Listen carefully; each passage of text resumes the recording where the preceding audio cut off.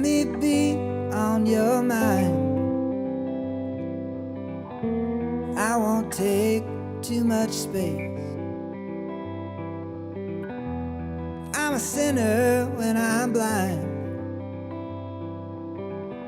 but I still know what it takes. You are in Minneapolis? Yep, Minneapolis, Minnesota. And how's things in Minnesota these days?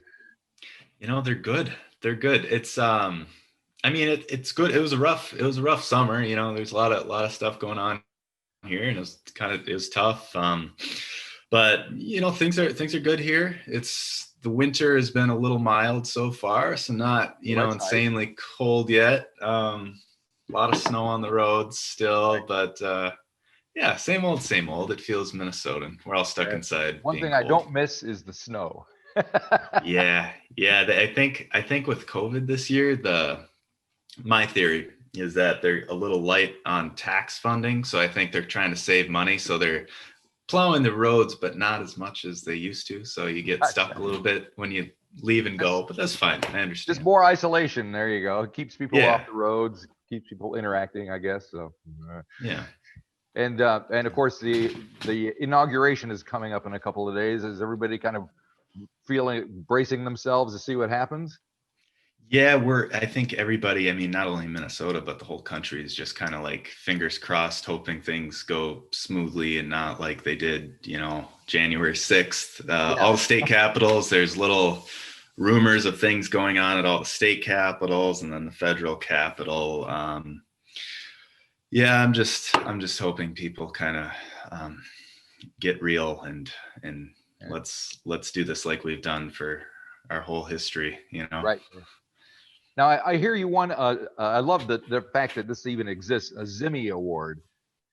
Yeah, the contest doesn't exist anymore, technically, but there used to be a bar in Hibbing, Minnesota, which is where Bob Dylan was born, even though I grew up in Duluth. Or no, he was born in Duluth, sorry. Grew up in Hibbing, next town over, or a couple towns over.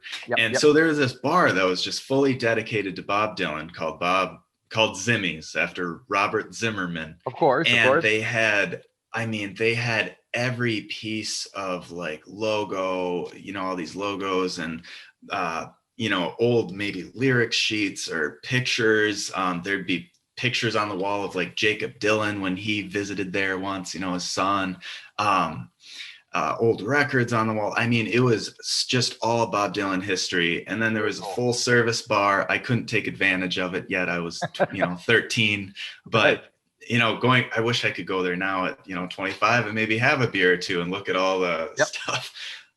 So yeah, they had a singer-songwriter contest every year. You'd come, there'd be people from Alaska, from California, everywhere. They'd come to Hibbing, Minnesota. You'd play a Bob Dylan song, and then you'd play a song that you wrote. That's a little styled after Bob Dylan. Yeah. And I had written a song called Song to Bob, kind of based on Song to Woody.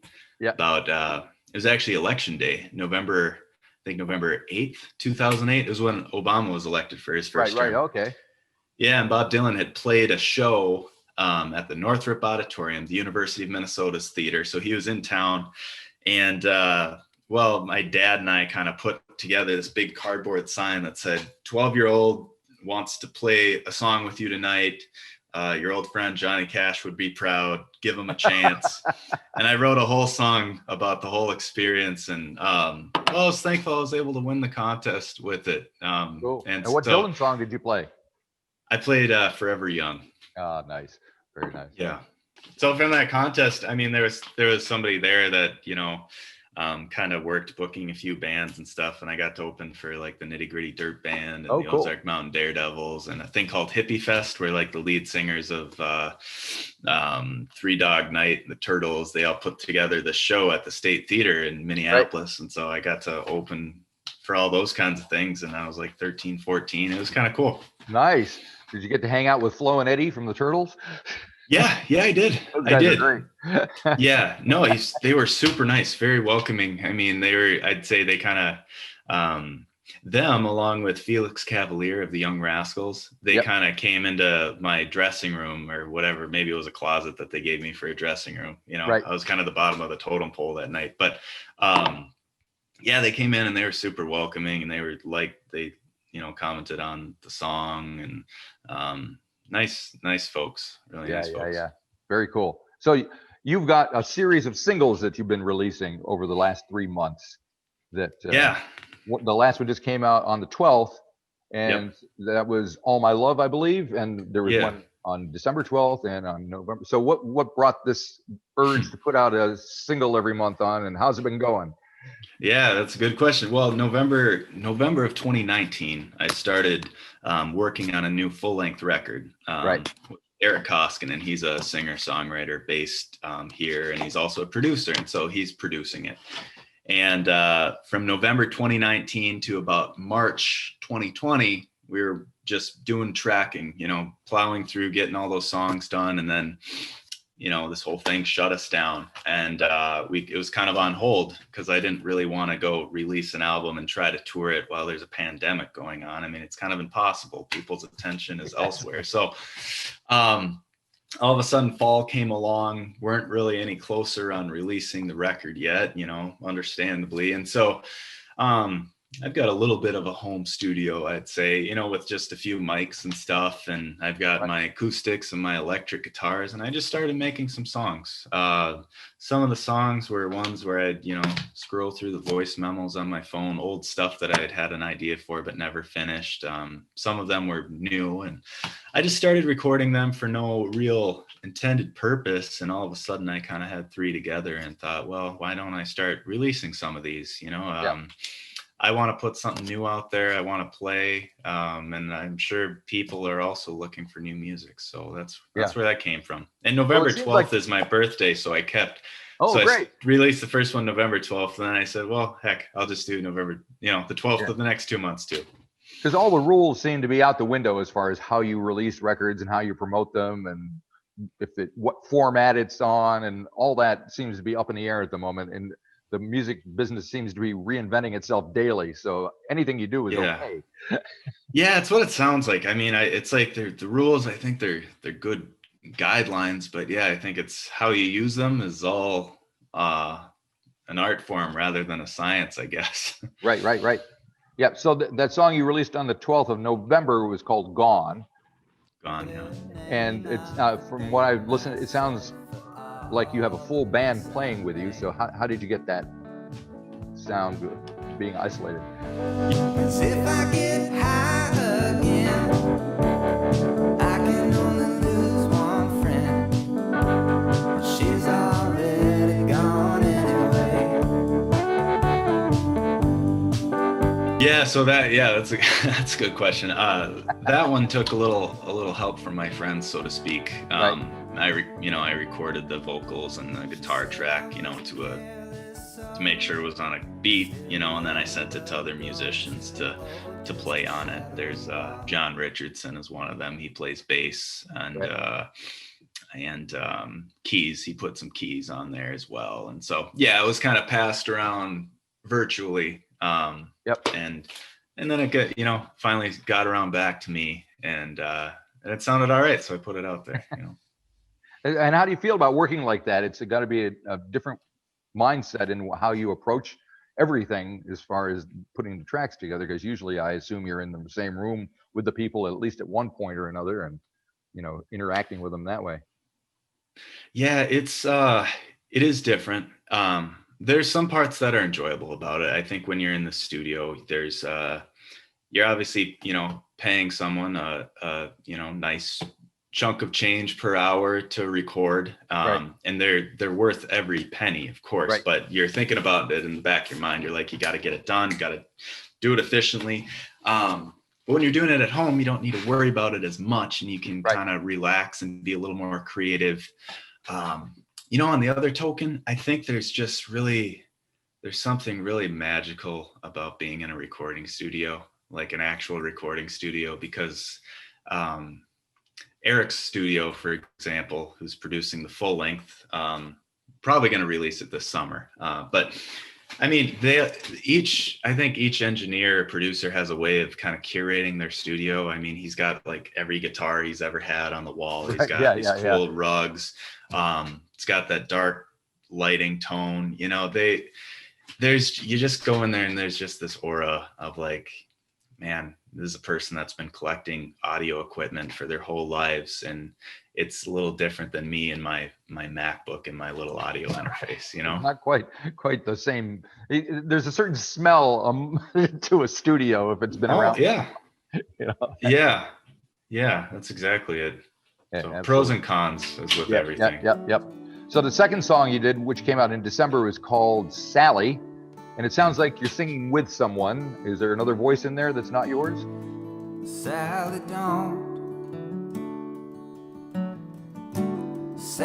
don't you weep.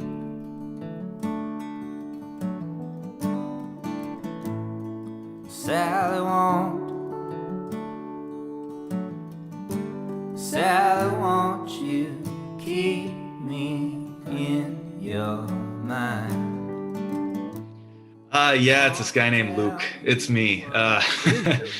Yeah, I kind of tried to, you know, you ever listen, I'm sure you've listened to the band, like the band. Of course. Levon Helm, Richard Manuel, all those. Richard Manuel always or frequently does this thing on their songs where he just sings at this super high octave on top of other things. And maybe it was a little inspiration from that, but, you know, I sang my usual, you know, singing voice, and then I sang, you know, in a little more of a, I don't know, falsetto, whatever you want to call it, on top of it, just to give it some more depth. And I'd never done it before, but I thought, you know, hey, it's time to experiment, and I did. So. Well, I guess that's one of the pluses of being able to work by yourself. You can embarrass yourself in front of yourself if it doesn't work, and you can just put it aside and no one else will have heard of it. And if it works, great. Yeah, and I like it now. Maybe I'll look back on it in a year and say, why the heck did I ever do that? You know, let's pull that one down. But so far it's okay. And is there a Sally that you wrote the song about? No, there isn't a specific Sally, but maybe the listeners got their own Sallys, or their own versions of Sallys with different names that they can apply it to. Gotcha.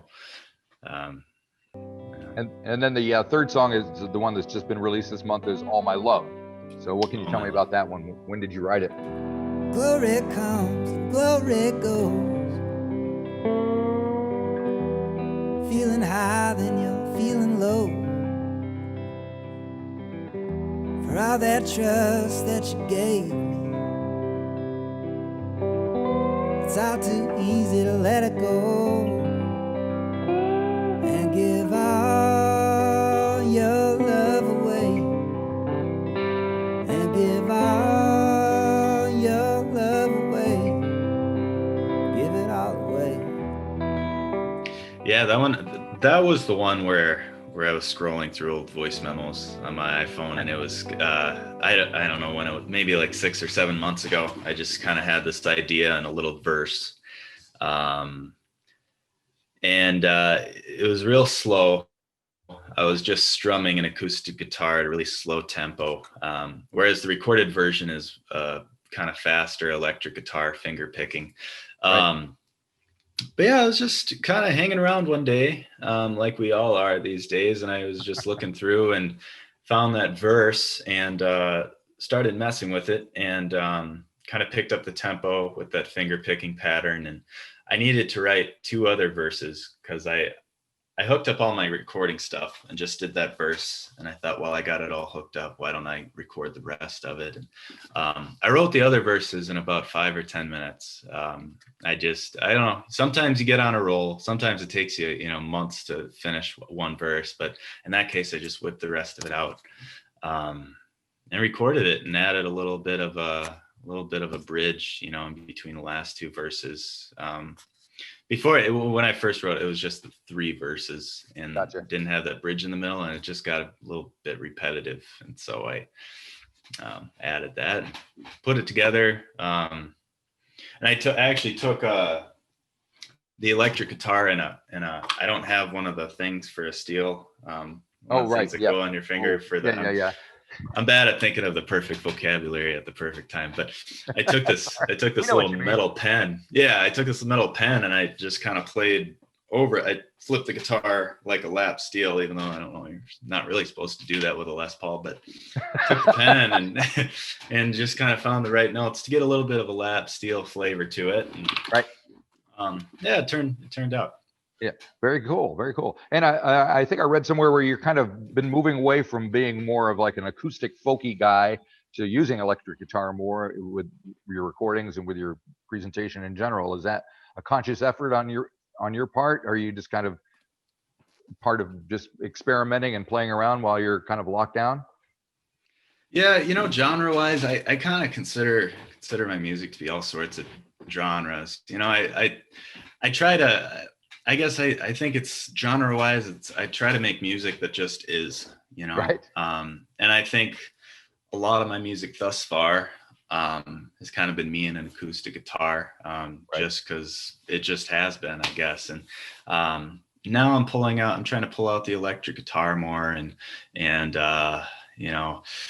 realizing if you want to have a drummer at a show, well, you go get a drummer and, ask them what they want to be paid, and they'll come play at a show and learn your songs. And it's okay to pull out that electric guitar and add, keys and organ and stuff. Right. So I'm just trying to, expand more and utilize more of the instruments that are out there. And if that means it's swaying little, I don't know. I think people see somebody with an acoustic guitar and they're automatically labeled folk or Americana, which is all good. But there's so much more that I think a lot of artists that do that kind of music do as well. So yeah. trying to explore all the flavors, I guess. And has it been a while since you've played in front of an audience? Yeah, that's a good question. When was the last? Going into late summer, early fall, I was playing shows. They were all outdoor. I wasn't doing any indoor just to be safe. So I'd say, yeah, probably since late fall, right. Unless you count some virtual shows. I play a couple colleges now and then, and there's a couple virtual shows there. So, yeah, I think I saw on your website the next show you have booked is at the University of South Carolina in April. Yep, that's the next one. Yeah, they booked me to come out there, and it's going to be in person. I'm assuming South Carolina in April is going to be on the road to summertime versus here where it might snow still. So yeah, it's going to be nice to travel down there. I don't know if I'll drive or fly yet, but yeah. It'll be my first time to South Carolina. It's going to be nice to feel some sunshine and play some tunes to some fresh faces, That'd be excellent. So what's the status of the album now? Yeah, the album, me and the producer, we're emailing back and forth every day. He's getting back to me and saying, hey, this song, I think you could do the vocals a little differently. But instead of recording it in your wide open room, can you find a closet with some clothes so it's isolated? Right. So I'm going into this little closet, and with my microphone and everything, and I'm adding some harmonica tracks and sending it to him, or he's sending me things and he's like, do you got any comments? And I'll say, well, maybe we could take just a little bit of this out of here or something. Right. But he's doing great mixing, and so it's a lot of emailing versus, before we can just be in the studio and get it done quick. But that's the world we're in at the moment, and that's okay. So yeah, anyways, once we get these mixes finished, I'd say we're just a couple of weeks from that. It's going to be ready to move on to, doing some photo shoots and designing an album cover and all that getting stuff. It all printed. Yeah. Have you ever been to New Zealand? Have you played down here at all, or in this part of the world? No, I really haven't, but I'd love to someday. I'd love to. I got to get in touch with you about, how to go about doing that, because we're actually not in lockdown here. We're going to shows and doing this like normal living. Really? Yeah. With masks and stuff too, or the only requirement for masks is if you're on public transportation, you have to wear a mask. Other than that, you're good. Really? Yep. Wow. Huh. That's mind blowing. When you only have 5 million people and the country is an island. Yeah, we're a whole different story over here. Oh, yeah, I know. I'm jealous. Oh, well, yeah. I went to a show, was it the other night? It was a live Rust tribute show where all these, the cream of New Zealand's musicians got together and performed Neil Young's live Rust album from beginning to end. Okay. And it was amazing.